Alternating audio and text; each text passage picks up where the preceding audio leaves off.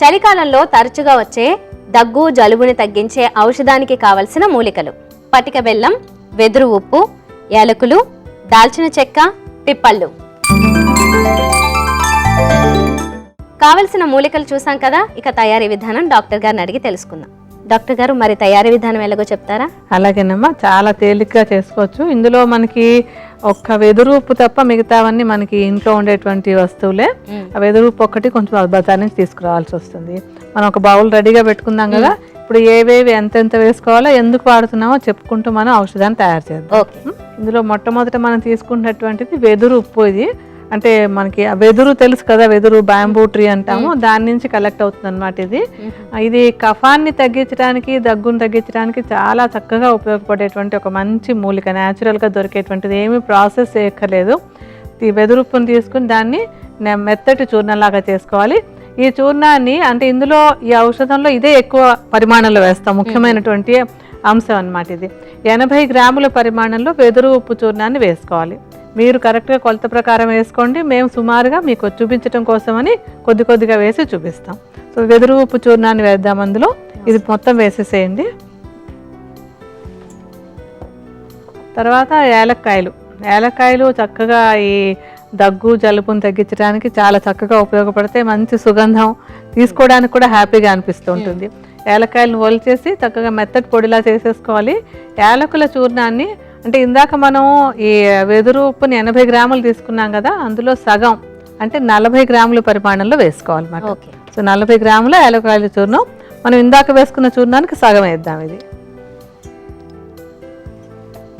తర్వాతది దాల్చిన చెక్క కూడా కఫాన్ని దగ్గుని చాలా బాగా తగ్గిస్తుంది.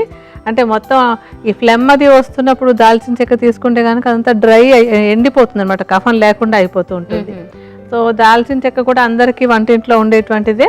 ఈ చూర్ణాన్ని ఒక 20 గ్రాములు అంటే మనమేమో మొట్టమొదటి వెదురు ఉప్పుని 80 తీసుకున్నాం, యాలక్కాయలని 40 తీసుకున్నాం. ఇది 20 గ్రాముల పరిమాణంలో ఈ దాల్చిన చెక్క చూర్ణాన్ని వేసుకోవాలి. ఓకే.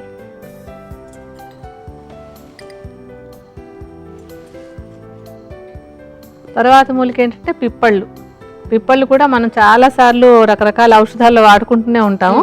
పిప్పళ్ళు కఫాన్ని, దగ్గు, ఆయాసాన్ని, జలుబుని అన్నింటిని కూడా బాగా తగ్గిస్తాయి అనమాట. అంతేకాకుండా ఇది ఒక మంచి టానిక్.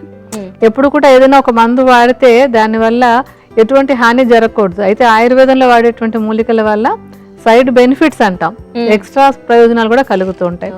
అయితే పిప్పళ్ళ చూర్ణాన్ని ఇంకా తక్కువగా, మనం ఇందాక దాల్చిన చెక్క చూర్ణం 20 గ్రాములు వేసుకున్నాం కదా, ఇది 10 గ్రాములు వేస్తే సరిపోతుంది. ఓకే.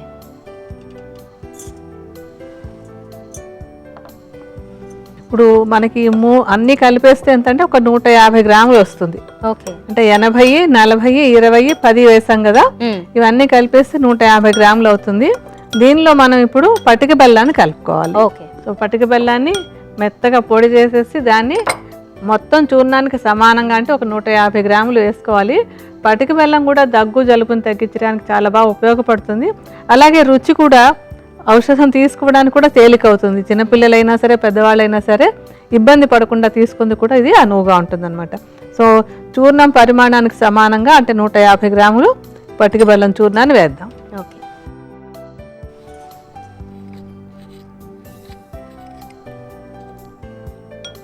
మొత్తాన్ని బాగా కలిసిపోయేలాగా అన్ని చూర్ణాలు బాగా కలిసిపోవాలి. ఓకే. ఇప్పుడు ఈ మూలికలు అన్ని కలిపేసాం కదా బాగాను, మనకి ఔషధం రెడీ అయిపోయినట్టు. ఓకే. చాలా సింపుల్ గా తయారు చేసుకోవడం. చక్కగా ఇది ఇలా కలిపేసి పెట్టేసుకుంటే ఒక 3 నెలల వరకు ఏమీ అవ్వదు. అలా హాయిగా ఈ సీజన్ అంతా వాడుకోవచ్చు అనమాట. ఓకే. మరి ఏ మోతాదులో ఏ టైంలో తీసుకోవాలంటారు? అంటే ఇప్పుడు దగ్గు జలుబుతో బాధపడుతున్నటువంటి వాళ్ళు దీని ఏంటంటే వయసును బట్టి, చిన్నపిల్లలు అయితే కనుక అంటే ఇప్పుడు మనకి అడిగిన ఆవిడ 30 ఏళ్ళ వయసు ఉంది కనుక ఆవిడ ఒక ఫుల్ చెంచా తీసుకోవాలి.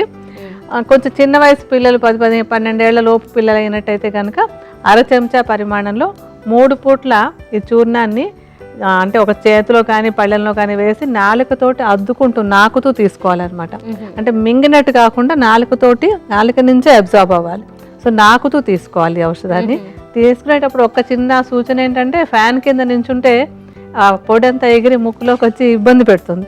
అందుకని గాలి వేసే చోట కాకుండా కొంచెం గాలి లేని చోట నెమ్మదిగా కొద్దిగా అద్దుకుని తీసుకుంటే అప్పటికప్పుడే మంచి రిలీఫ్ వస్తుంది అన్నమాట.